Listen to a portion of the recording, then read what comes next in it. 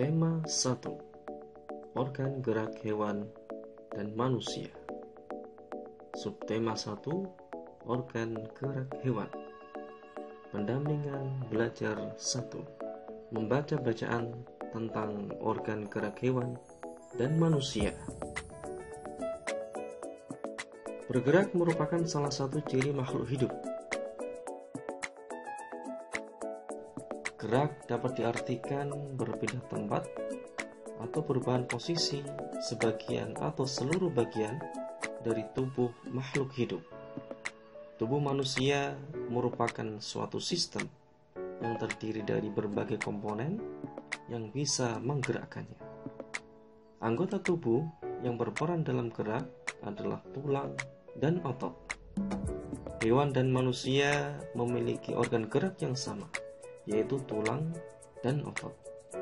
Tulang atau rangka dapat digerakkan karena adanya kontraksi otot.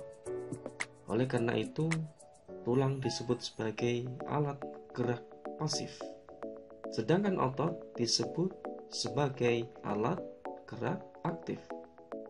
Tulang dan otot bekerja sama dan membentuk sistem gerak.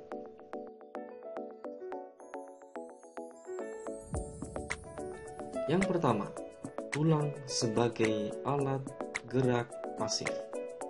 Untuk membentuk suatu gerakan, tulang dalam sistem rangka merupakan kumpulan dari beberapa tulang yang saling berhubungan. Pada manusia terdiri dari 206 tulang yang saling berhubungan. Adapun antara hewan dan hewan yang lainnya, sistem tulang berbeda-beda dikarenakan setiap hewan memiliki cara bergerak yang berbeda-beda. Sebagai contoh, kelinci bergerak dengan meloncat.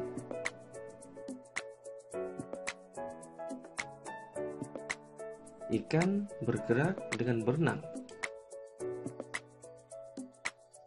Dan burung bergerak dengan terbang. Fungsi tulang antara lain memberi bentuk tubuh, melindungi bagian tubuh yang lemah, menegakkan tubuh, tempat melekatnya otot rangka, sebagai alat gerak pasif, dan sebagai tempat cadangan kalsium dan fosfat. Kemudian yang kedua, otot sebagai alat gerak aktif. Otot disebut alat gerak aktif karena terdiri dari sel-sel otot yang mempunyai kemampuan untuk melakukan kontraksi.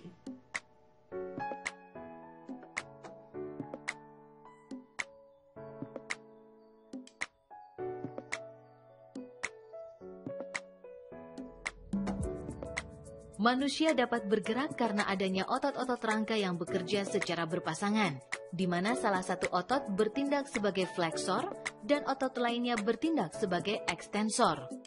Perhatikanlah otot bisep dan otot trisep yang terdapat pada lengan ini.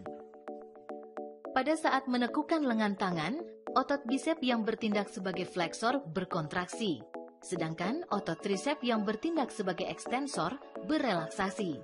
Namun pada saat lengan diluruskan, otot bisep mengalami relaksasi dan otot trisep mengalami kontraksi.